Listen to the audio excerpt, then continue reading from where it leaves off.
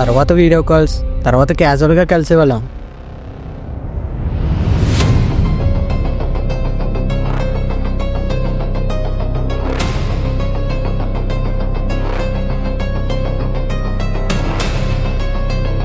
ఉండగా ఉండగా మా ఇద్దరి మధ్య ప్రేమ బాగా ముదిరిపోయింది. మేము వాష్రూమ్లోకి వెళ్ళి క్యూట్గా వీడియో కాల్స్ కూడా మాట్లాడుకునేవాళ్ళం.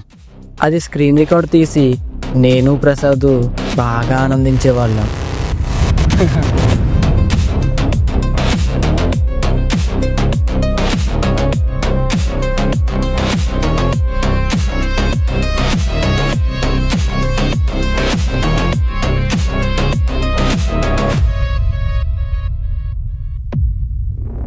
రే, దివ్య వీడియో పెట్టిందిరా చూడు.